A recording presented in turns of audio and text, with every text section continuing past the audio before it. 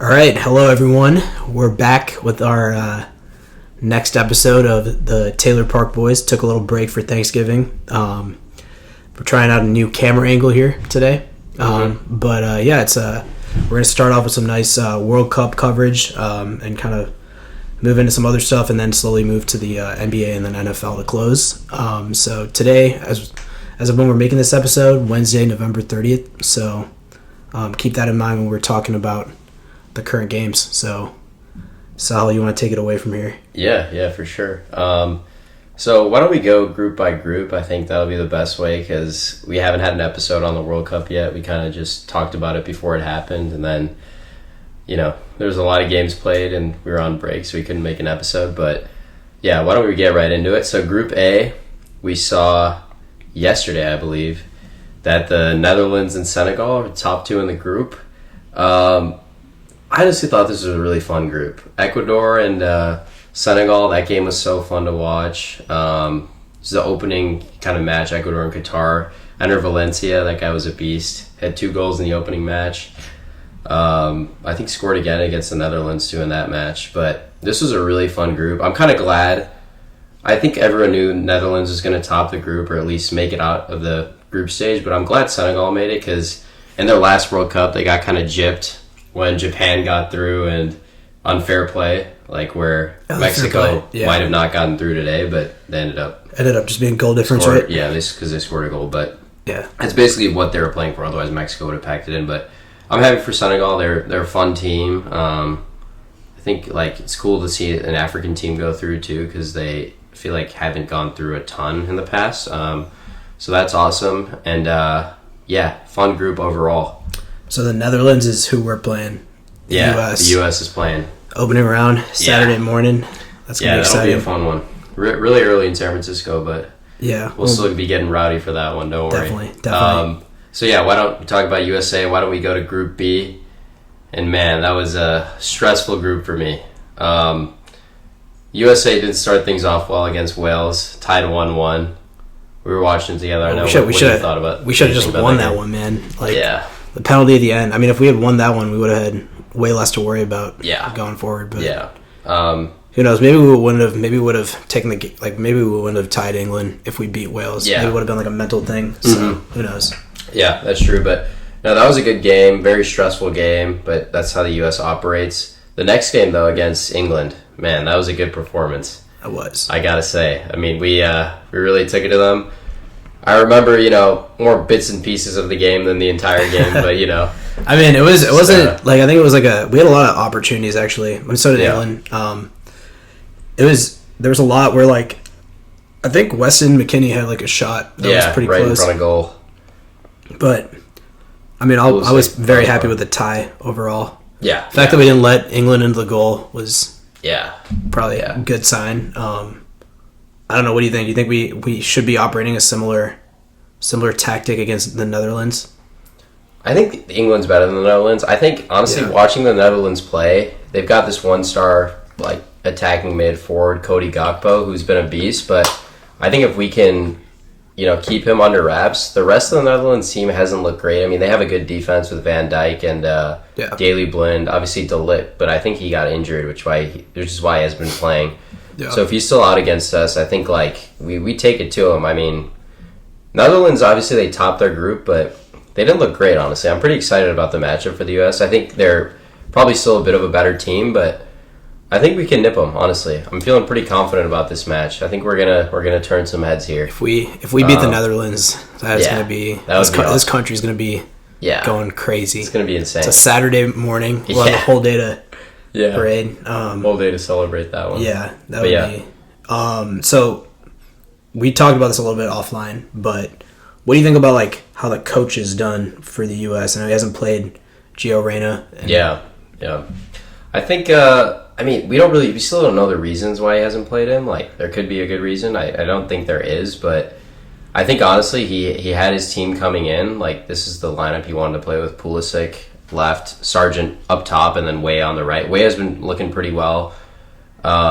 He obviously scored in the first game. I think he could have had a goal against Iran, but it's fine. We still got through. Yeah. And then Sargent's Haji Wright came in against England and played a bit, but I don't know. It's weird because Gio Reyna is definitely one of the top playmakers on the U.S. team, and it's just weird that there hasn't been much of an explanation surrounding him. I mean, he plays at Dortmund, so he plays at a big club Yeah. in Europe. It's weird. I mean, he's like, if you see him play even on Dortmund, like he's definitely got talent. Like he should be on the field. Like everyone coming into the World Cup thought he was penciled in, like probably like third on the team sheet. That was going to be starting, like behind probably like Pulisic and McKinney, maybe Adams, but that's about it.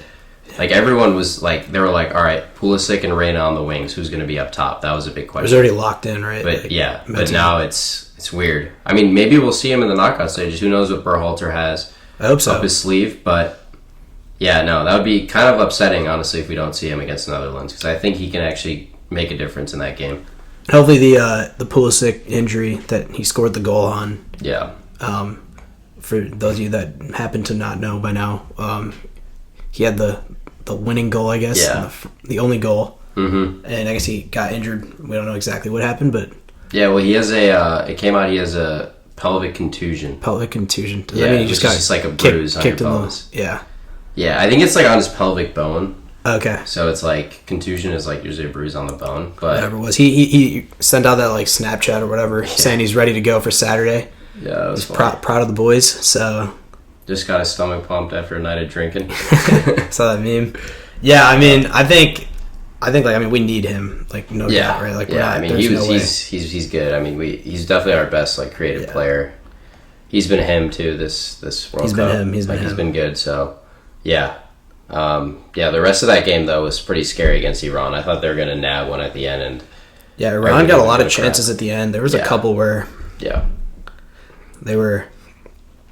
It was not like the last 9 minutes that they added in stoppage time was like so stressful. I feel like, yeah. but we advanced. So Yeah, I mean, we've seen it before, though. The U.S. plays well in the first half. The second half is just like, they just want to sit back and let the other team come at them, which I think is just, maybe it's just like the nerves and everything, but I think Berhalter has to instill that killer mindset in this team, because we definitely could have gotten a second against Iran. Definitely should have killed the game off against Wales in the first half by scoring another. So it's a little concerning, because I think if we do that against the Netherlands, we're going to lose. We need to be on, foot on the gas for all 90 minutes. I think like that's when we're at our best. We can't be timid. I know we have a young lineup, but we need to take the game to them. yeah, I'm excited for Saturday. Yeah. Okay, cool. So let's move on to Group C. Argentina, Poland, Mexico, Saudi Arabia. That was a fun one. Yeah, that was a go. I mean, the first game obviously turned a lot of heads when Saudi beat Argentina. And their whole team got Rolls Royces for it. Yeah, that was pretty intense. I actually didn't know that, but Yeah. no, that's crazy. And then they declared a national holiday in Saudi Arabia the next day. I mean, that was like an absurd Yeah.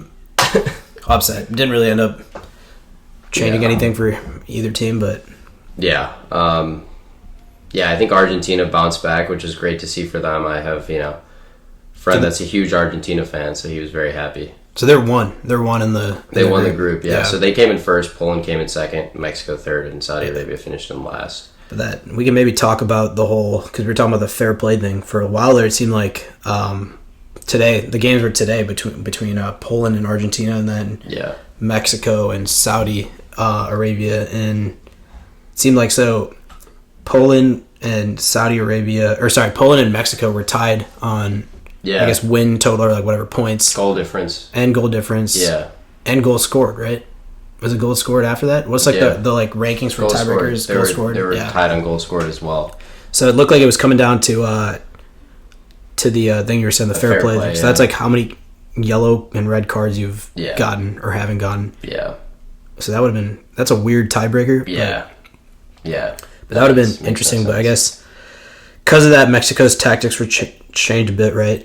Yeah, I mean, when they were up 2-0, they had to get a third, so... They knew they needed it, yeah. Or they needed Argentina to score, which Lautaro Martinez... Do you think they're telling their players in the moment, like, yo, like, Poland is down 2-0, like, do you think that the players know, like, I think they probably... I think, like, once the subs came in, they probably told the players, because, like, if you're winning 2-0 and, Poland was down 2-0, like, they would kind of need to know that information, because they would know they're tied, but the fair play loses. But if they're like up, let's say Poland was down like 3 and Mexico was up 2, then they would probably change their style to be more defensive, So I think the coach tries to communicate with that. I mean, ultimately, I think it's like they were obviously trying to score, but you could see at the end the desperation. Like, I think the guys knew that. And that's why they let up a goal at the end, basically. Yeah. And so, like, it ended up coming down to goal difference, but yeah.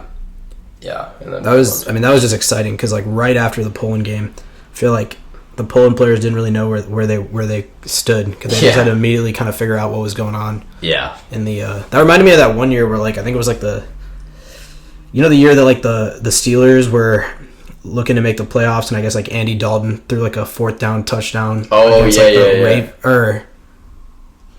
the Ravens, wasn't it? Or it was against someone, and it basically eliminated the Steelers. I remember the Steelers. They finished their game, and they put it on the big screen. They were all just kind of sitting there waiting to see the results, and then Dalton, like, basically, like, threw a touchdown that ended their season, basically. I thought the Steelers got in another team. Or I might be mixing it up, but that just reminded me of that. It's like you're like not sure, and it's just funny that the interesting thing about the World Cup is, like, the losing team Poland in their match was, like, happy, and the winning team Mexico looked like distraught. So it was interesting, but it was a fun group though. Messi, seeing him score a couple times, got his PK save today, but he didn't score today, huh? Yeah, but the goalie on Poland was incredible. Szczesny, he's been a beast. Yeah, he saved the PK and a lot of other shots on goal. Yeah, I mean, they got so many shots on goal. Yeah, I mean, he saved a PK too against Saudi, so he's been big this tournament for sure. Yeah. So I guess we can move to Group D now, which is the heavyweights, France, and then a bit of a surprise, Australia coming in second. Yeah. And Denmark finishing last in that group. That's pretty crazy because Denmark has had a great run. Obviously in the Euros, they made the semis. This is very surprising that this team finished last. And, I mean, I'm happy for the Aussies because they call it soccer over there too, so... Do they really? I'm pretty sure, Because I think they have something called footy there. It's like an Australian rules football. It's it's interesting. It's like a mix of, like, rugby and football and soccer. It's like yeah. So I'm pretty sure they call it soccer there too. So we have two nations that call it soccer. Two nations that call it the right name. Yeah. No, but this group was pretty fun. I mean, obviously Mbappe did his Mbappe things. How many goals? I think he had a couple goals, and then he had a couple assists as well. I mean, from the beginning though, France kind of. I mean, they got scored on first against Australia, but then they won 4-1. So. They kind of had this group. Denmark, looks scary. Yeah. They were tied with Denmark, actually 1-1 for a while, but then Mbappe put it home. I think this France team is looking great again. I mean, it'll be hard for them to repeat a World Cup because you need some luck to go your way and things, but I think this team could reach the semis, so it's going to be scary. I don't know how far Australia will go. I think they're playing Argentina next, so that's going to be tough for them, but I mean, good on them for making it this far because I don't think anyone thought they were going to make it this far. And then we saw with Tunisia beat France today, but France put out their like F team, so it wasn't a huge big thing. They rested all their star players. It was pretty good for Tunisia though to get a win against France. So these games are so early that like when I saw that I was like, oh, what happened? Yeah, but I guess it makes sense. They were already basically locked in on the one. Yeah. Which is pretty impressive given that they played just 2 games and they're ready to rest players. I mean, that shows how dominant they've been. Players. Yeah. But they're playing players out of position too is whack. But I don't think they really carry. Yeah, I think they're just happy to be healthy going in. Or I think they're healthy, right, for the most part, going into the knockout rounds where anything can happen. So you want your guys at full strength. Yeah, I mean they already lost obviously Benzema right before, and then Lucas Hernandez in the first game tore his ACL. So right. They probably wanted to. And they're still this good. Their stars, yeah. I mean, they're just so deep, so. Yeah. They're good. Ooh, we got an exciting one tomorrow with Group E. Those will be, I think Group E is tomorrow. Spain is first, Japan, then Costa Rica, then Germany in last. This one's pretty weird because, I mean, it would be really bad for Germany to not qualify for 2 World Cups in a row because last World Cup, they didn't make it out of the group stage either. And that was following, obviously, their World Cup win in 2014. And the German team is really good. I honestly don't know what's wrong with them. Like, they definitely played better against Japan, choked the game 2-1. The Spain game was pretty even. I thought, Spain played better at the beginning, and then Germany kind of took it on. I think that was a good 1-1 draw, fair one. But now they've got a lot of work to do. They got to beat Costa Rica and hope. I mean, pretty much Spain beats Japan or they win on goal difference somehow. But no, this has been a fun group too, though. Like the Japan-Germany game was cool to see. Obviously, Spain destroyed Costa Rica in that first match. Yeah. I don't know if you saw that one. But yeah, it was like 7-0 or something. Yeah. I think, what I've noticed about this, because like we were talking about like some of the like surprises in the positive way, and like teams like Germany that are surprises negatively. Yeah. I feel like in 3 matches, like anything can happen. Exactly. That's what's kind of cool about this. I'm not like, I haven't been a huge fan of like these 0-0 draws that we see, but other than that, it's been exciting because it's like by the third, at least, especially like now, like in these set of third slate games, it's like, Yeah. I mean, like one game can be all the difference. It's like a Exactly. team like Germany's not completely dead in the water. If they Not if they at win all. their game, and I think if they win their game, they might even. They have to. I mean, Japan is 2 points ahead of them. So if Japan ties, it would be even, and then they would need to win by goal difference. But if Japan loses, they're in. Yeah, so it's it's interesting. It's like 3 games to really prove that you're ahead is pretty impressive. So like especially with France, like they came in and they seemed like they just kind of attacked it right away. So it's like yeah, but it's interesting. It's exciting. Yeah, these knockout stages are gonna be fun because we won't have any more draws. Yeah, exactly. And I feel like that's the one thing that like I just don't like seeing a tie at the end of the day. So that'll be exciting. Yeah, it's tough to see ties. I think also in like these third slate of games, most teams have to like not tie to go through a lot of the time. So that's why these are going to be fun, and we've already seen a couple of fun ones. Definitely. But yeah, this will be good. I honestly wouldn't be, because Japan has to play Spain. I think Germany should probably beat Costa Rica. I mean, we said that with Japan, but I think Japan. I don't know how Japan lost to Costa Rica after that, but I think Germany's a better team here. They got to get their stuff together. I think they will. I think ultimately Spain will probably come in first. Germany will come in second. That's my prediction for this group. Even though Germany's in last right now, I think it'll shake out that way. But as we've seen, anything can happen. Yeah, it's been exciting though. Yeah, and I'm excited for the knockout stages. Mm-hmm. Those will be very fun. It'd be great if the U.S. can go on a Cinderella run. Yeah, that would be insane. U.S. Brazil World Cup final, baby. All right, so moving to Group F, we got Croatia in first, Morocco in second, Belgium in third, and Canada in fourth. So we know in this group Canada's out. Are they officially out? Yeah, they're officially out. They can't do anything, which is kind of tough for Belgium because they're in third right now. Lost to Morocco, which was crazy. I mean, they played like crap. We haven't seen De Bruyne have been playing too well. Hazard, not too well either. No one on this team, this Belgium team, has been playing well. I heard their team chemistry is pretty bad. Yeah, it is. They don't like each other or something. Well, I mean, Courtois stole De Bruyne's fiancée back in the day. I heard that. I didn't know if that was actually a rumor, if that was true. No, I think it's true. And I think the coach of Belgium asked De Bruyne if he wanted Courtois to be on the team or not, but he said because he was because he's good. He's good. He's just he wasn't holding a grudge, I guess, which is good. But this team is still hard to play with a guy when you have that kind of personal beef. With them. Good thing he's the goalie though, because you don't really have to play with him. Yeah, you just grab the ball from there and go. Yeah. No, but this is tough because Belgium has to play Croatia on this last game, who looked really good against Canada, and they need to win.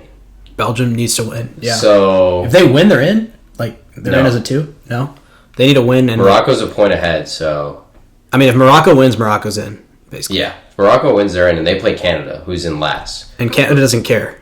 Canada's they can't get through, but they obviously I think want to win for their country, and I think Canada's a good team. I mean, they played well against Belgium. They probably should have won that game. Lost 1-0. Obviously, didn't go their way against Croatia. They did go up 1-0 in that game, but they kind of collapsed. But yeah, this group is going to be really interesting. I'm honestly not sure because if Belgium wins, which they need to, then Croatia might not even get through. It's going to be this group is going to be pretty crazy, and these games are in the morning here, 7 a.m. tomorrow, so I kind of want to wake up for those. Might have to, just really. Yeah. Or maybe catch the end. I think if it is coming down to, the end, just like today's, that'll be a lot of fun. Yeah. Catching the last, 5 minutes when everyone's just what is going on, need to figure out. This group is, one of the biggest, mayhem groups, I think, so this one will be fun to watch. Go on a close on. Yeah. And then we got 2 more groups. Group G, which we have Brazil in first, Switzerland in second, Cameroon third, Serbia 4. I think everyone's prediction in this group was Brazil and Switzerland to go through in their first and second. So Brazil's already through, so they'll probably do a similar thing to France. France and chill for a bit. Neymar got hurt, right? Yeah, he has a bad injury. His ankle was super swollen. So we definitely won't see him. No, he's already been ruled out of this match too. But he'll be there for the knockouts. Yeah. So that'll be cool. But I think Brazil plays Cameroon and Switzerland plays Serbia. So I think Cameroon would need to beat Brazil, and then also like they would need help from Serbia as well. But Serbia and Cameroon are tied. So I think honestly this group is pretty set. I think we'll probably have Brazil and the Swiss going through, unless Serbia can beat Switzerland. Something crazy happens, that'd be cool. Yeah, but I think those two are pretty much set. Yeah. Yeah. And then Group H. This one is an interesting group. We got Portugal in first, Ghana in second, South Korea third, and Uruguay fourth. Yeah. So Uruguay has Suarez, right? Yeah. As their striker. So he started the first match, came off the bench in the second match. He's old now. Yeah, he's looking old. He's not looking great. I mean, he helped a bit, but he's not looking great. Portugal obviously already qualified, so they were like Brazil and France after the first two games. They've been doing pretty well. Obviously, like first game, Ronaldo, usual goal, Penalty. yeah, Yeah. able to win that game, Yeah. and then Bruno had 2 goals, right? yeah, against Uruguay actually played well. They probably should have scored one, but Why did Bruno get to shoot the penalty this time? I thought Ronaldo always Ronaldo was subbed out at the time. Oh, He got okay. subbed out. So if he would have, yeah, and then he tried to obviously take Bruno's first goal, which was weird. Because it looked like it almost like might have hit him or something, right? Was Yeah, his head. He like crossed it in like. right over Like, his head, right over but his it head. didn't like make contact with him. No. If it would have made even like a sliver of contact with him, is that Ronaldo's goal then? Yeah. Oh, okay. And it was funny. I don't know if you saw this, but he didn't do like the full thing. Like He the- like kind of like half jumped and he celebrated. like stopped and he like just started smiling. And I think one guy I saw on Twitter, he was like, he knew it wasn't his goal because he didn't do the full Sue, Yeah, which is funny. that's funny. But So that team looks really good too, right? But my question Yeah. is, how do they determine these groups? Do you know, like how do they determine who's in what group? Because it seems a Yeah. little bit like their group is definitely like certain groups are way more challenging than other groups. yeah, so I think what they do is they have a pot of. I need to look this up. But I think this is right. They have like a pot of the top teams. Yeah. So the way they determine the top teams, I think, is through qualifying. Like whoever finishes first in their qualifying gets put in like one hat, and then second gets like put in another hat, and then like third and fourth kind of thing. I think like also they do it by like region too. So like in Europe, we'll get like the first hat. Like the teams in Africa will get like second or third because they're like usually not as good as the European teams, and then like some of the Latin American teams will get in the first hat. It's something like that. Like they do it like that, and then it's like kind of random from there. But yeah, so it could be random too because like in qualifying, like Denmark I think finished like atop their group, and like I don't think France did. I don't think France finished top. So like it was weird. Everyone would think like France would be in the first hat and Denmark would be in the second, but I think it was like the opposite. Right. So it's just like kind of random how it shakes out sometimes. But usually how it'll be, you'll have like 2 like decent teams at the top and like a third like team that could maybe make its way in, and then a fourth that's probably not going to. And we've seen that in some groups, and then in other groups we've seen like, oh, all these teams can compete. But I think that's how they normally do it. Yeah, that makes sense. Yeah. I'm Yeah. just curious about that because it seems like some programs are have a tougher 3 games to get in versus others. So no, that's true. I mean, if you look across the groups, I feel like they're for the most part like evenly spread out. I would say, like obviously some groups are going to be a little tougher, but I think like it always like shakes up to be. I mean, there's usually like one group that's a group of death. I think like this year, I don't know. Like there's not really a clear group this year that was a group of death, but like you could argue it could be Spain, Germany, but I don't know.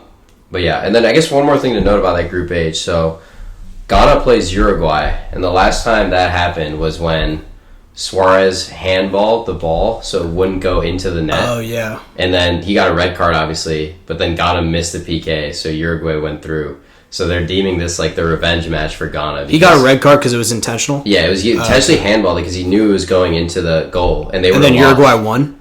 Yeah, and then he missed the penalty. So that was smart. Yeah. So I think they either drew. I think they drew the game, So that's how Uruguay got through. Or it might have been the knockouts and they won on PKs or something. I don't remember what happened in the end.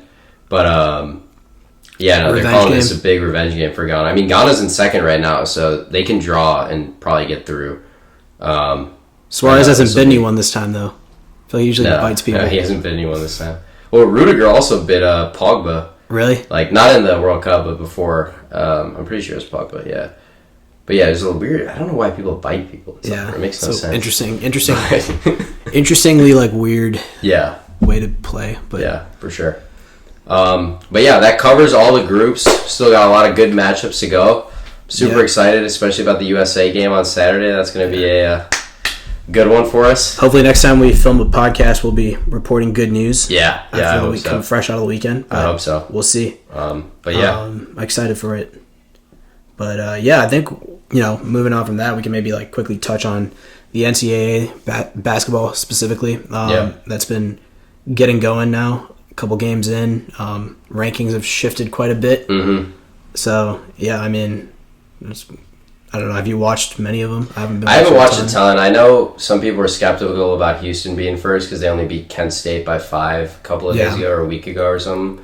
But Houston is that. I mean, they're always a really good team. They got a great coach. I think they'll obviously like be a team like going in a tournament that can make the Final Four.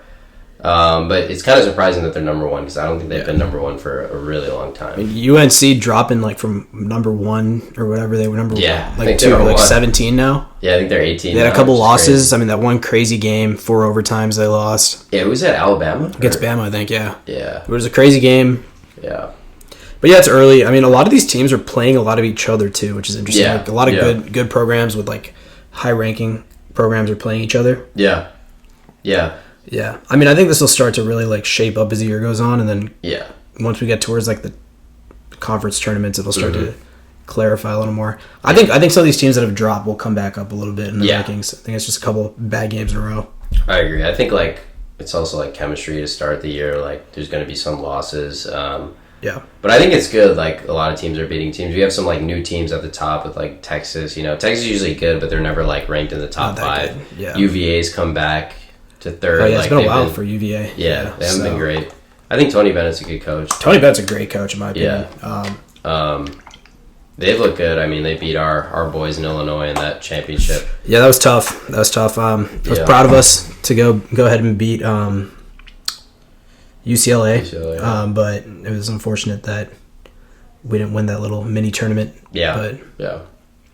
I mean, we'll see. I think like the main guys in college basketball last year will show up too, like once it comes tournament time, like Timmy and those guys. So I'm very excited for all that. That's gonna be fun.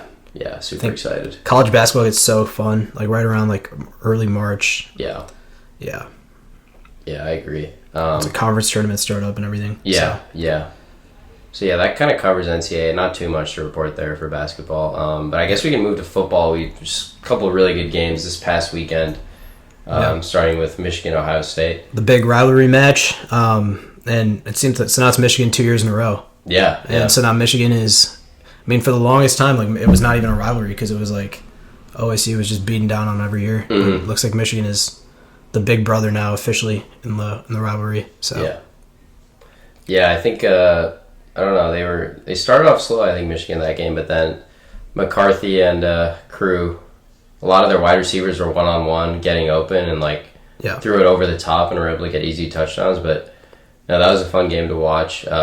Michigan looks like the real deal. I think still Georgia is going to be a tough team to beat. Georgia's going to be tough, year. yeah. But I like the shift this year because we got Georgia, then Michigan, TCU, USC. USC looks good. Really good. Caleb Williams, man, that guy looks like a Heisman candidate. He's probably going to be the first pick whenever he's draft eligible, I think. Really? That's what they're saying, yeah. I mean, because he looks like so ahead right now. I mean, he kind of looks like Josh Allen, I can't lie, which is like kind of crazy. He kind of reminds me of Mahomes, if anything. Yeah, I think he's just big. He's a smart, he's big quarterback. Big, I haven't watched too much of him, but he looks like he can scramble, he can throw on a run, he can run for yards. I mean, he was good at where was he before? Oklahoma. Yeah, when he took the job from Spencer Rattler. Spencer Rattler actually has had a couple good games. Yeah. It's been kind of up and down, but Yeah, they beat Clemson, I think, South Carolina this past week. And like I think LSU lost to like some like Texas A&M. Yeah. I don't know what's going on. LSU is the most up and down team this year because they've had some crazy good wins and some crazy like losses that they should not be losing. Yeah. But yeah, I think college football playoffs should be exciting. We got what, like 1 or 2 more years left of like this format before they change it? I think so. Yeah. So in the last couple of years of the 4 teams, I'm excited for like when you don't lose one game and your season's over type of deal. I'm excited for like, because I mean, as much as bowl games are fun, you want to be in the matches that matter at the end. And like, like Illinois, we had some tough losses obviously, but like it would be cool if we like somehow still had like a fighting chance to make some sort of like postseason tournament. We almost beat Michigan. That would have been fun. That would have been insane. Ruining their season. Yeah. But yeah, it should be good 4 teams. I mean, Alabama's right there still. Yeah, they're at 6. They're at 6, yeah. So if they Ohio State's still at 5. A lot of people thought Ohio State was still going to be in it, but I was like, I actually saw the USC Notre Dame game, and man, USC looked good. Like, USC looks good. They're a good team. I mean, their only loss was to Utah, and it was by 1. Yeah. So it's like, and I think they might be playing them in the Pac-12 championship, so that'll be a big game for them. Yeah. Because I think if they lose, I could see either Alabama or Ohio State getting in, obviously, because they'll have 2 losses. It'd be great to just have 1 year where Alabama's not in the college football playoffs. As much as like, I agree. I respect Coach Saban and everything, it's just like 1 year. They get all the talent. Yeah. It'd be nice to see 1 year with like new teams. Yeah. And especially like Clemson and Ohio State not being in either, like that would be cool too. Yeah. I think it'll be cool. Yeah. But yeah, that kind of covers NCAA right now. We got some conference championships coming up, so that'll be interesting to see how that shakes out. But we'll report probably on the next podcast how those go. Okay, cool. So that kind of covers NCAA football. I think now we can transition to the NBA. It's a long season, so we'll try to keep it short here, but just a few things we got to report on. Yeah, I think we can quickly talk about the Towns injury. Cat getting hurt. Looked pretty serious. Like how he fell down and everything. But it looks like it was just a calf strain. It said, like, I think Shams reported that he's out for like 4 to 6 weeks. But just kind of a tough season for the Timberwolves. They gave up all those draft picks and players and whatnot for Rudy Gobert. That fit has not looked very good with Cat. They thought they could do like a Twin Towers thing. Just doesn't really fit the modern NBA. Yeah, I don't think so. It was a weird decision. I mean, obviously I think they were thinking like, Cat obviously is not a great defender. Gobert is, but their weaknesses are different. But it hasn't worked out well for whatever reason. So they've been a disappointment, and this doesn't help. But luckily he's not lost for the whole year. Yeah. I mean that's kind of all there is on that one. It was a lucky. It looked like it was like a non-contact. It could have been pretty bad.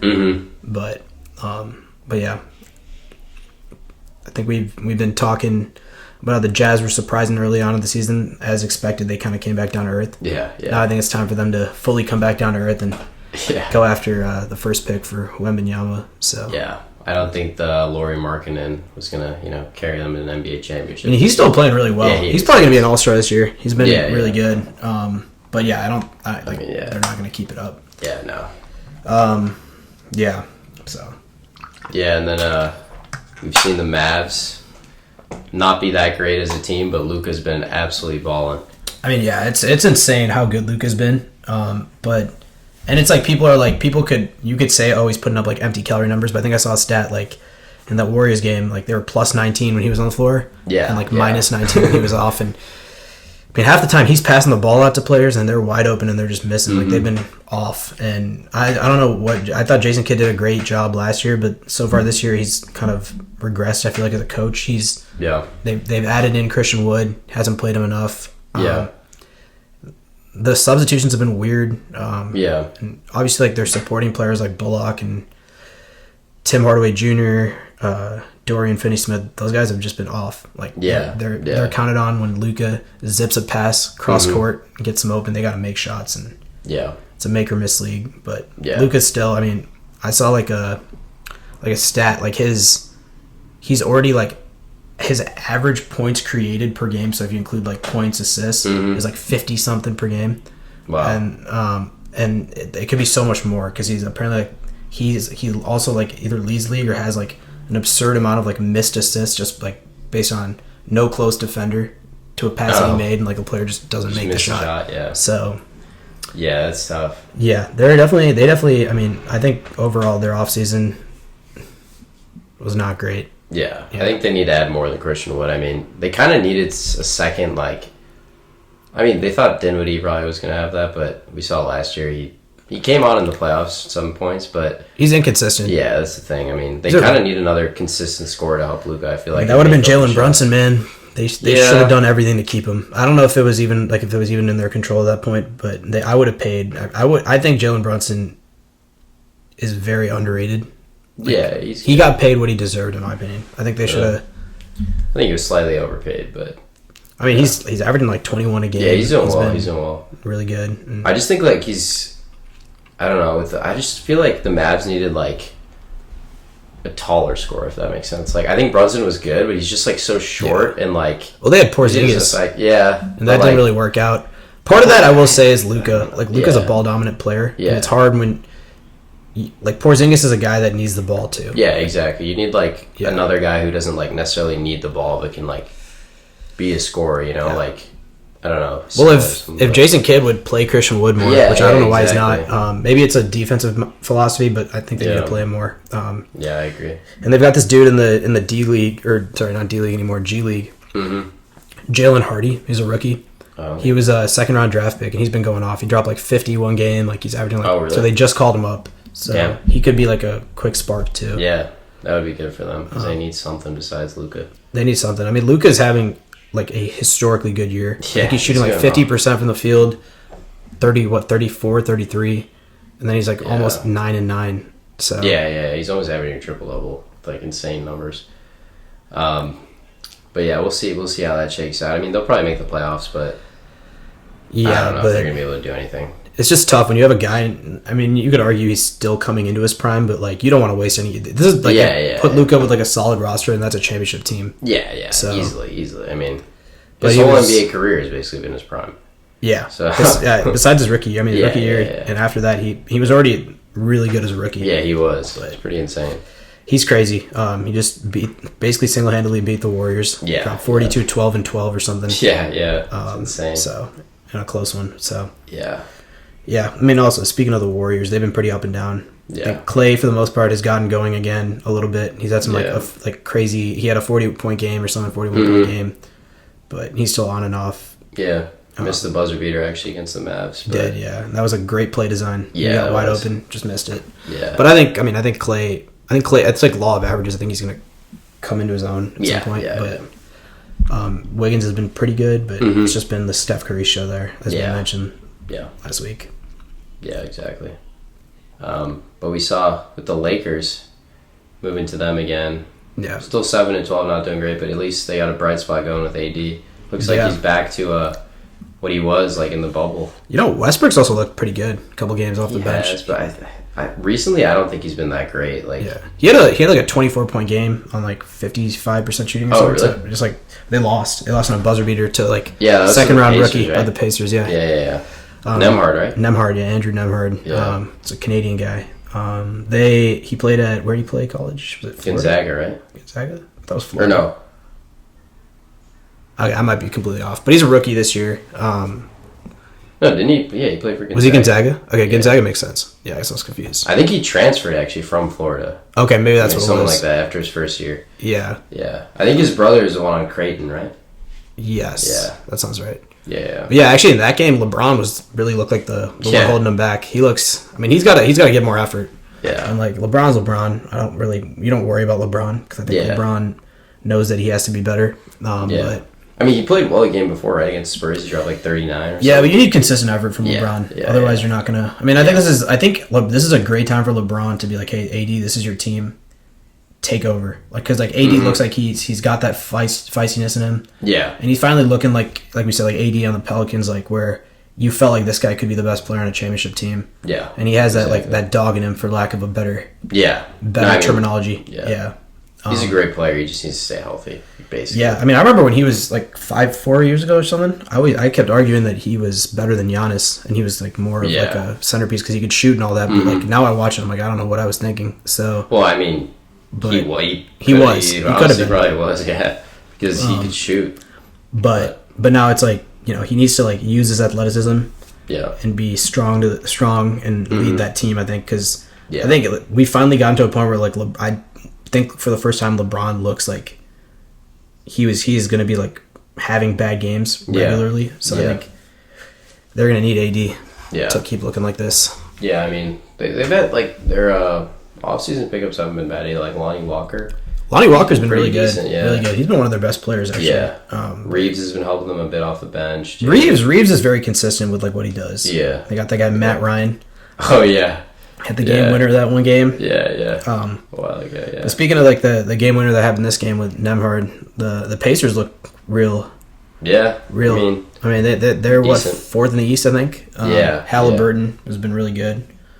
Yeah. He's going to definitely be an all-star this year, I think. Yeah. I mean, I think they're like the Jazz, though. It's going to be, tough for them to keep up. Yeah. I don't think they're like, what, 12-9 now? They're like... They don't have a ton of... Great, but... They got Buddy Hield. They got Miles Turner, both people the Lakers might be trying to trade for. Yeah. But, I mean, if they keep it up and maybe they make a little random fun run. Halliburton looks really good, though. Yeah, he does. He looks like a gem. Yeah, I'm honestly surprised the Kings got rid of him.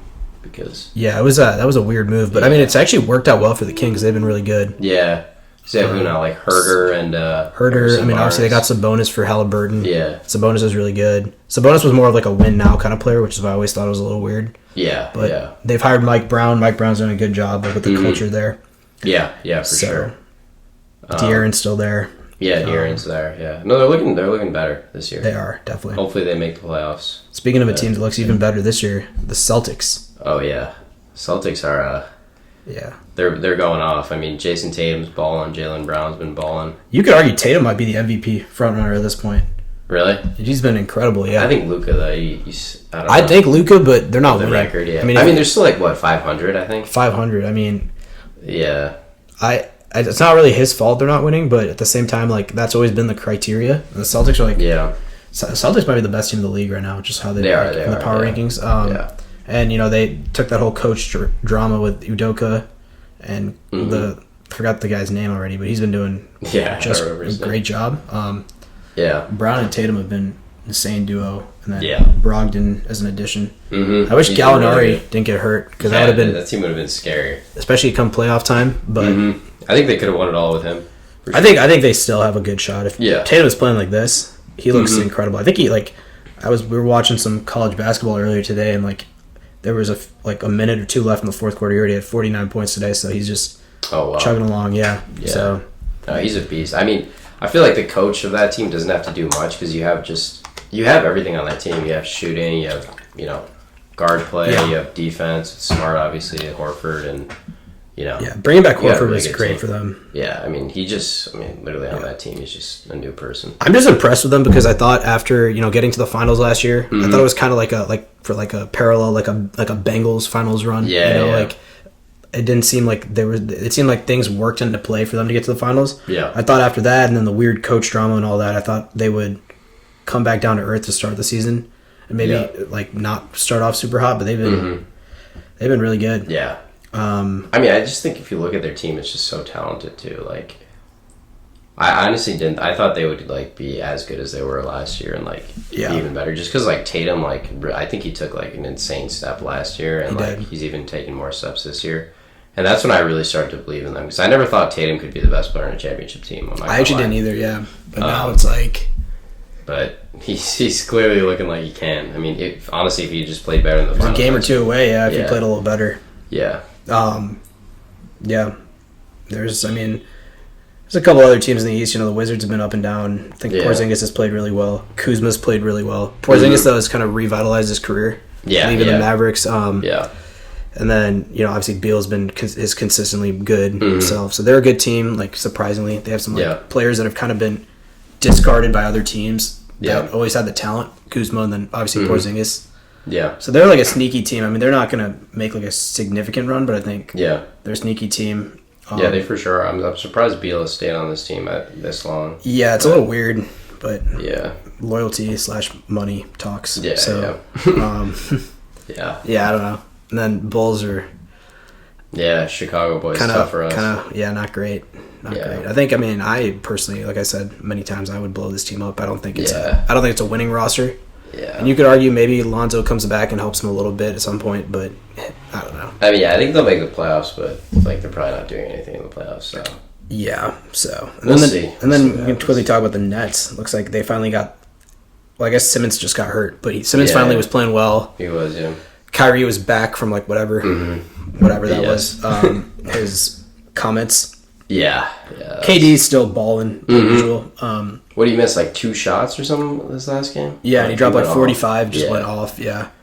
KD's a beast. Another team I want to talk about actually before we forget, just because we said KD, and I'm thinking about like the unicorn type players, like we were talking Porzingis earlier. Bull, he's been balling this year. Yeah, for the Nuggets, right? Or for the Magic. Because he's on the Magic, and he's been balling. The Magic have him, and obviously Paolo's been great. Franz Wagner's been great. And the Magic, like their record's not very good. It's not very good, but they've showed some like serious promise. Yeah, like I think they've got Jalen like Suggs. I think Jalen Suggs. They got Franz Wagner. Markelle Fultz is coming back from his injury today. Oh, is he? I think today. Yeah. So I mean, they've got a lot of young talent. That's like, but I think it's cool to see Bull finally like get a shot because I think on the Nuggets he never really got to play. He's had a couple of really good games. So. Yeah, no. I mean, if you just look at him, like he looks so athletic, like, and he can dribble the ball. Yeah, he's got the whole pack. He's got a lot of what people love about Wembanyama. Yeah, and like Giannis even. Giannis, and KD. So yeah, that was just cool to see. Yeah, I think that's a cool team. Obviously, they probably won't make playoffs this year, but yeah, like they got a lot of young pieces now, and now it's just like getting those guys better. Yeah, I think it's a they're in a developing position, but this is like a critical point because they've got the guy now, Paolo, who Paolo looks like a stud. Yeah, like off like right away. Franz Wagner, stud. Like they have talent. Suggs looks good. They still got Cole Anthony, right? Cole Anthony. They got a lot of good young talent. Wendell Carter's there too. He's been playing really good. I think we've kind of covered like we were saying previously. The NBA is tough to get unless there's unless Kyrie Irving wants to give us a story. There's not a ton to talk about. On the day to day, but it's cool to see. Every week you get about 3 or 4 more games on each team's under each team's belt, so you can see something. Usually there's something interesting that happens, but it won't be unlike the NFL. I feel like week to week things change so drastically. I mean, with only 17 games now, it's you can really assess a team more every week, whereas NBA was like 82 games. Yeah, I think if you try to do an assessment on a team after every game, it would change every day. Yeah, it wouldn't make sense. I mean, there was moments where the Mavericks this year looked great for the first 3 games, and then it's like, okay, they came back down to earth, and then they looked a little worse than they probably are. So it's too volatile to get too worked up about any one game. Yeah, it's a long season. Yeah, but I guess you mentioned the NFL, so let's transition there. We had 3 games on Thanksgiving. Thanksgiving football is always a good pastime for me and my family. Sure, it is probably for you. And absolutely. We had Bills Lions, then we had Cowboys Giants, and then Vikings Pats. Yes, those were the 3. I think the 2. I mean, they were all good matchups, fun games. Yeah. The Lions had won a few games in a row. Were looking pretty hot. Started off the game, gave it to the Bills. It was the Bills looked a little unfocused per usual. But per usual at the end, Josh Allen's talent kind of won out. Yeah, he made I think right at the end, I think the Lions tied up the game. And then Josh threw an absolute dime. Yeah. It was like a really fast. There was a zip ball down in the middle to Diggs, and they got in field goal range right off that one throw in the game. So I think the Lions will be kicking themselves though because they missed a field goal early on in that game that was super close, and the 29 where he jinxed it, the announcer jinxed one. Exactly, that was hilarious. 29-yarder. I know, but this was honestly, this was great for the Lions. They honestly took it to the Bills, who obviously most people thought they were the number 1 Super Bowl contender coming in. This year, and I'm happy for them because the Lions have honestly looked good. They lose a lot of close games, and that's always been their MO, I guess, is losing close games. But maybe they do tweak something. I think they don't need to they don't need to go crazy this offseason. They have a good team. They don't. Their division is slowly starting to crumble a bit. The Packers are exactly. And the Bears. Who knows what happened with the Bears? But the Vikings are playing well, but the Vikings are a very volatile franchise, so you yeah. know, You never know. I would say the Lions are trending up. Yeah, I mean, definitely. I think, like, I would keep Dan Campbell too. He's a great players coach. I think he's probably coming around with the players. Maybe give him another year. I like Dan Campbell. I think yeah. you know he may not be like the schematically best coach, Yeah, but that's yeah. what coordinators are for. Mm-hmm. The players seem to really like playing for him. I would say Yeah. you keep Jared Goff for one more year. Yeah, I don't know yeah, if there's. I don't in this quarterback draft class. I don't know if anyone is Yeah. worth just because they're not going to get a first or second overall pick. So yeah, it's like, I mean, who's first? Bryce Young, right? yeah. So He's going first. Yeah, no, you're not. Yeah, I would. I think Jared Goff has been good this year. I think he's a good yeah. quarterback. I think he's not a great quarterback. Yeah, he's like a Jimmy G, Like I maybe think Jimmy I would G. argue that Jared Goff parallels Tua like tremendously to me. Tua? Yeah, you give him a good offense, you give him a smart offensive-minded coach, and he pops off. Yeah, and you put him that's in true. a situation like Detroit, he's gonna help you win a couple games, but he's Mm-hmm. not going to be the reason you win. He's not, he doesn't have the talent of like a Josh Allen, but he has when you give him good receivers and stuff, like he can make it happen. Can put So up he's a points, first overall pick for a reason. Yeah, he's a good player. I think with St. Brown being back and more healthy now too, he's looked better. Yeah. But no, he can put up points. It's just about their defense, And I think that's kind of. I mean, their defense has been like Aiden Hutchinson's been good. Like, what was he? First overall pick, I think. I think second. Maybe. Second? Second to the first, maybe. I don't know. I don't remember. I think it must have been second. Oh yeah, you might be right. You might be right. But he's looked good. Yeah, he's been very good for them. But yeah, I think they need to tighten other things up. But yeah, I think going forward the Lions will be good. Kind of curious to see how that division shakes out next year too. yeah. And speaking of their division, the Vikings also played on Yeah. Thanksgiving against the Patriots. Back and forth game. Yeah, that was a pretty great. I was game. reading on the Patriots, but didn't work out. Didn't happen for them in the end. I think Yeah. Justin Jefferson kind of took over that game. He's incredible. Yeah. Justin Jefferson. He's something else. He honestly can go down as like one of the great receivers or the great receiver. Yeah. Just his talent is. I mean, he's Unreal. crazy good. I mean, Kirk doesn't even need it. He just needs to throw the ball in his vicinity, and Jefferson's coming down with it. Yeah. But no, that was a really good game. I think honestly the Patriots should have won that game. I'm not gonna lie. Yeah. Would have been huge for their playoff chances. Yeah. I mean, the you got to win if you're an AFC East team. You got to win the games outside your division because Yeah. that division is just Exactly. brutal right now. It's super tough. Yeah, division is hard. So But we'll see. I mean, I think the Patriots could still sneak in ahead of the Jets, but the Chargers could too. You never know. yeah, But we'll see. We'll see. I guess we could also just quickly dabble on the other game. The Cowboys yeah. Giants. That was a good game. In divisional game. I think they were both 7-3 heading into the game. Yeah. And the Cowboys won. I think the Cowboys are the better team. I think the Giants have like come back down to earth. Good coaching and all that can only go so far. Exactly. Yeah. I think Daniel Jones has looked better this year, but he's still Daniel Jones. Yeah. He hasn't been great. Like. We'll see. I think the Giants can still make the playoffs because they're in the NFC, but I think they've come back down to earth. It'd be cool. It'd be cool. Like it's cool to see what Dable's kind of done for the culture there, but I don't think. I just don't think they have enough talent. On their I don't think they have the roster. talent to beat a team like the Cowboys. Yeah. Like, yeah, I don't know. I mean, they hung with them for a bit, ended up losing. I think the Cowboys even honestly didn't play that well and still ended up winning that game. So Yeah, I think it's Dak threw 2 picks or something. Yeah. There was like So a couple it's miscommunications. So yeah, the Giants aren't the real deal. But no, it was still a good game. Fun to watch those divisional matchups too on Thanksgiving. yeah, Yeah, so I guess we can go into some of the games on Sunday then. Bengals Titans was a back and was a forth. good one. Yeah. And both those teams had really good records, pretty good records. I think Bengals were 6-4, Titans were 7-3. Yeah. So it was a big game for the Bengals, honestly, to keep with the Ravens in that division. But yeah, the Bengals have been looking like their Super Bowl team that they were last year. Yeah, and this is without Jamar Chase, so Yeah. hopefully he gets healthy and they're able to integrate him right back in.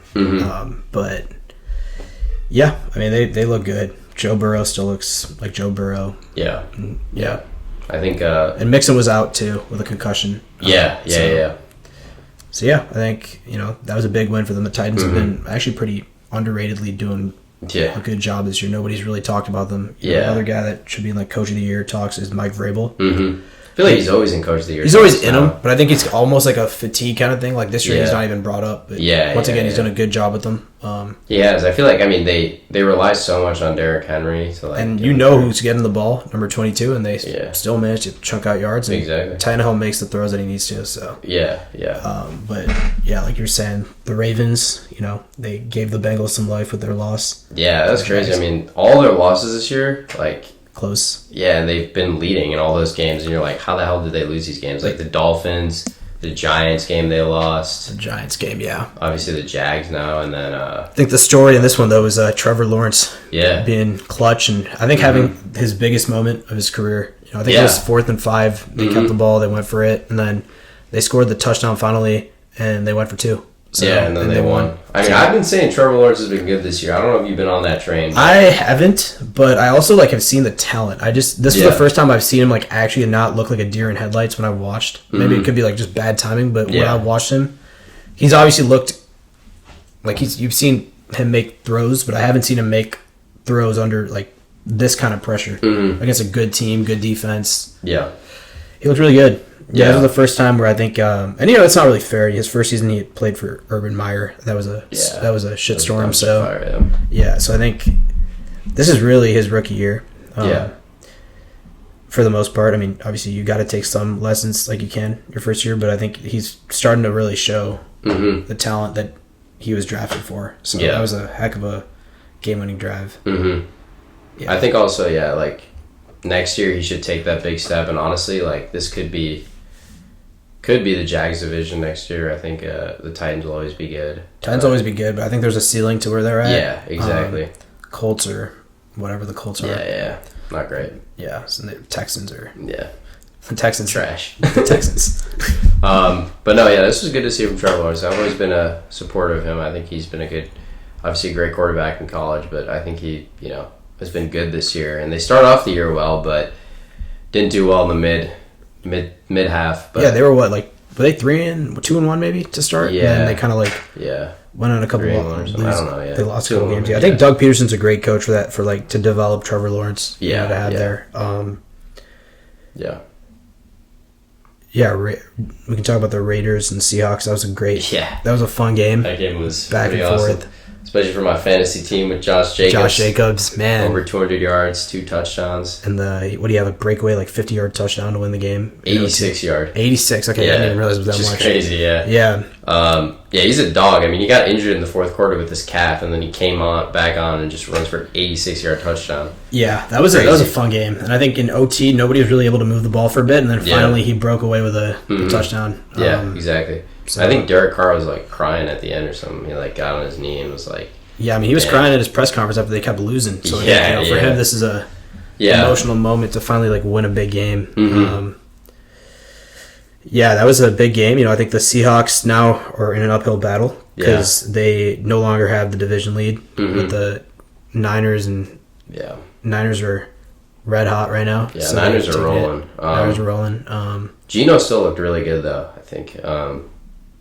Geno looked pretty good. I think he had maybe one. Yeah, I think he had one bad throw and fumble. I think he looked pretty. I mean, I think it's pretty clear that Geno's a solid quarterback this year. I think he's finally figured out how to play in the NFL. It took him a while, but I mean, he looks like a very good quarterback this year. Another close game was the Chargers Cardinals. That was a fun one. I think the Chargers were doing everything to lose this game. I feel like they just could not. They were down, and they just would not convert drives, but. Naturally, the Cardinals just kept giving him another chance. I mean, Kyler came back from injury. Honestly, played pretty well, but I think they just have a pretty bad team. So I think, ultimately, I think you can't keep giving a guy like Herbert that many chances. So, and I think they ultimately won on that 2-point conversion too. The 2-point conversion, Gerald Everett. Yeah, those are fun. I like when they run those 2-point conversions. Yeah, they don't want to mess with OT. Yeah. But it was a good game, though. So, the Cardinals obviously look better with Murray than with Colt McCoy, but I don't think it's... Which should be expected, I would hope. I would hope they look better with Kyler Murray, but I mean, Colt did his job. He's a good backup. Yeah. I would say he's upper echelon backup quarterback. Yeah, I guess. He's a solid backup. Yeah. And then we maybe quickly talk about the night game. Yeah, on Sunday night. Yeah. I mean, we finally got to see Jordan Love Yeah. After a while. Yeah, he looked good. He looked good through that touchdown to my boy, Christian Watson. Got me some fantasy points for that, and I was in a close one, and I wasn't sure if I should start Lazard or Christian Watson, and I went with Watson. And yeah, big play. You got to start the big play guy. Big play guy. But yeah, I mean, Jordan Love made some good throws. I mean, Rodgers looked good. Like, he threw some interceptions, but he looked decently good. They were keeping pace with the Eagles early. I think they were down 13-0. Yeah. And then I think the Eagles missed the extra point, but then I think the Packers went up 14-13. Then I think the Eagles kind of took back control of the game, and then I think Rodgers hurt his abdomen or something. Yeah. Came out of the game. Honestly, I think in my opinion, I think a lot of people have been stressing this. I thought they should have started Jordan Love before the game. Really? Yeah, because I think this season's lost. They're not gonna win anything this year. Yeah. Figure out if the guy you drafted in the first round is your future. You know. Yeah, I guess. And I don't know how it would go down with Rodgers, but like. Well, my thing is like at this point, you figure out what you have in Jordan Love. It's not the Aaron Rodgers Packers; it's the Green Bay Packers. You know, and Aaron Rodgers, he's fair. A little tricky to talk to sometimes. He wants to say that he's, so why not just while he's hurt now especially, figure out what you got in Jordan Love. Don't force Rodgers back.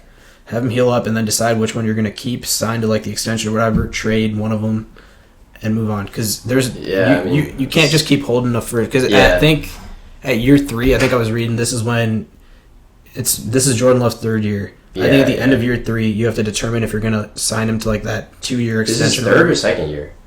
Third. Oh, this is third year? Yeah. Oh. So then you got to determine if you're going to sign him to like 2 years. He was Jalen Hurts' draft class. Oh, so wow. I mean, it's like at some point you got to figure out if he's the future or not. You're going to sign him to that extension because I think you need to figure that out your third year, and you can, or you can't, but you need to figure out if he's the guy, and then you can determine what you're going to do with Rodgers. Yeah. If you're going to trade Rodgers, if you're going to trade him, it's. Yeah, because I mean, let's say Jordan Love plays pretty well, but you still think Aaron Rodgers is your future. That's fine. Then you trade Jordan Love. But I think, like right now, he has no trade value, Jordan Love, because nobody knows what. I mean, he probably went up a little bit after this couple of throws, but right. But I think it's probably time to. I think this is literally like a blessing that they're giving you a chance to play him in a season that's already lost. Yeah. Rodgers is a little hurt, banged up. Just shut him down for the year. Yeah. It's not like you're benching him; you're shutting him down. There's a difference, So. Yeah, I mean, I agree. I didn't know it was his third year. I thought it was his second year, but yeah, you have to. And I'll confirm that, but I'm pretty sure. I think it is because I remember they played the Bucks. They lost Tom Brady, won the Super Bowl that year. And I think Jordan Love was drafted, and then last year they lost to the Niners in the playoffs. Yeah. So I think this. Yeah, you're right. I think they got to play him then and see how he is. I think obviously you're going to probably lean towards keeping him and like he's looked good and just trading away Rodgers because like. I mean, Rodgers probably still has a good amount of NFL seasons left in him, but... we don't know. I mean, he was dabbling at retirement. Rodgers is an emotionally tricky guy. We don't know what he's thinking. If he is fed up enough with this year, he might just up and retire. You don't know. But I think that's all the more reason you need to know what is going on with Jordan Love. Because, I mean, you did draft him you used a first-round pick on him. Yeah. I mean, I think, they got to play him. I think he'd honestly be good and could be their future, but we'll see. One more game I want to talk about quickly was or a team, I guess, is the Jets. Before we forget, because, they obviously benched Zach Wilson, who had been playing poorly. They won their game against the Bears going away. Defense played well per usual, but Mike White had like 150 passer rating. Yeah, he was incredible. Once again, this happened last year too, where I think Mike White was coming in for a few games. Yeah. Played well for a few games and kind of like... Yeah, I expect something similar to happen, but it really begs the question, like, because I think Robert Saleh was saying he wants to bring Zach Wilson back at some point this year, but if Mike White plays like this, you're not getting... Yeah, exactly. Because this is actually like a good team. Yeah, no, it is. Like, the defense is very good. Yeah. You got offensive weapons. As much as you want to develop, a guy that has a lot of talent that you drafted second overall, like you need to focus on trying to win games too. That's how you lose your locker room if you just keep babying a quarterback. I do think Zach Wilson has gotten a little bit too much criticism. It was a bad like press conference he had, but he's a young guy. I mean, he's like our age, But we'll see. I think my expectation for what will happen is like Mike White will probably have a bad game and a half, and then I think Zach Wilson will be back. Yeah, I think that'll happen too. I mean, his name's Mike White. Like, what the hell? That's like the whitest name I've ever heard. But Mike White. Yeah, I don't even know where he came out of, but I don't know. He reminds me of another Bailey Zappi or something like that. So. Seems like his teammates love him though. Yeah, I mean, they're gonna obviously like him better than Zach Wilson after what he said in the press conference. And Garrett Wilson was very unhappy with the offense. So yeah, we'll see. Playing well, people like. People are gonna like you, but we'll see. We'll see what happens. You know, I hate to see people bust out, so I would love to see Zach Wilson get a chance. And, yeah, get a chance to be what people expect him to be at some point. Yeah, so it'll be interesting to keep up with that as well. But yeah. I mean, we maybe quickly can talk about some of the teams. I mean, do we think, I think we were talking about this briefly, but I think the Niners have a really good chance here. Yeah, I think they do. If I had to pick a team, like if you held me to one team, I would probably say the Niners, because I think the AFC is going to be such an emotional bloodbath, to get out of. Yeah, exactly. And I think, a team like the Niners, Cowboys are another team, Buccaneers, they're all teams that are not very, the Niners are to me, they're the best of those three that I just mentioned. But any of those teams can kind of slither their way through the NFC. Yeah. Get a couple of favorable matchups. Let's say you play Daniel Jones in the first round. Yeah, exactly. Jalen Hurts, who's good, but he's so young, unproven. Yeah. So I think I could very well see an NFC team kind of sneaking in and winning. Yeah, eventually winning. Yeah. I don't think. Everyone's kind of given up on the Bills. I haven't given up on the Bills completely. No, the Bills are still a great team. They're still a great team. You can't give up on the Bills. They need Von Miller healthy though. Yeah, they do. They're lucky he didn't have a serious injury. Yeah. They need him back. It'll be interesting to see. I think the Niners are probably the favorite, even though the Eagles have been playing well, but they're just unproven. Yeah. So it's hard to see how Hurts is going to be in the playoffs. And then the AFC, it'll be tough getting out of there, but I don't know. That'll be fun. NFL playoffs. NFL playoffs are going to be a lot of fun. Yeah. AFC is going to be. We don't even know what teams are going to qualify for the playoffs. It's not even close to decided. So and now obviously Deshaun Watson's back with the Browns. They have an uphill battle, but but we'll see. There's just more intrigue in the AFC. I think. Yeah, we don't know. Yeah, I agree. But I like the Niners a lot. I think they are getting hot at the right time. Yeah, I agree. People forget that Jimmy G wasn't given a playbook or anything to start off the year. He was expected to be traded. Now he's finally getting comfortable with the offense. They added Christian McCaffrey. Obviously, Elijah Mitchell got hurt again. But he'll be hopefully back for the playoffs. And they just have they have a lot of gadget guys. I feel on their team. They can do a lot. Yeah, Debo, Ayuk. McCaffrey's a running back that plays like a receiver. Yeah, Debo's a receiver that plays like a running back. Yeah, Kittle's a tight end that plays like an offensive lineman. So they have a lot of a lot of weapons, honestly, on that offense. Should be fun. They're playing their former offensive coordinator, Mike McDaniel. Yeah. Playing the Dolphins, so. Yeah, it'll be a great game. That'll be fun, yeah. Yeah. But I guess we can quickly just touch on the MVP race. I think, is Mahomes, would you say, still at top? Or? I'd say he's at the top. I'm still, holding out some belief that Josh Allen has a couple good games that he's going to get it. Yeah, just based on the fact that he's been so vital to his team. Yeah. Win or loss. I agree. I think Hurts is kind of slithering around there, but I think the Eagles have a lot of reasons they're winning. Yeah. Exactly. People say Tua, but to me, he's around. I would argue Tyreek Hill just as much as Tua. Yeah, it's tough for a wide receiver. It's tough to. It'll never happen, but yeah, but I know what you're saying. He's got Waddle too. I don't know. He just has a lot of weapons, so it's pretty easy for Tua right now. But I think honestly, against this Niners this week, this will be a good test to see. Yeah, that Niners have been the number one defense. Yeah, right? So, they've been good. So I think those are the MVP guys. Yeah. I don't know if there's anyone else. Michael Parsons maybe. Yeah. He's not going to win it, but yeah, he's having an incredible year. He's having a great year. Yeah. But and he's been a huge reason the Cowboys' defense has been really good. So. Yeah, exactly. But I think that kind of concludes NFL there, and I guess that pretty much concludes the podcast for this time. It was fun, to talk about the World Cup this time. Hopefully we'll have a lot to talk about next week. With that, and we'll see if the NBA, if there's any big things that happen there. Yeah. But the NFL is always week to week. There's always lots to talk about there. So I agree, and I know this one was a bit longer, but I think we had a lot of good content to cover here. So absolutely, Thanks for tuning in again. Yeah, and keep up with the feedback, whether it's via the comments or via my cell phone. People watching, we appreciate it. So Thank you. We'll see you guys next time.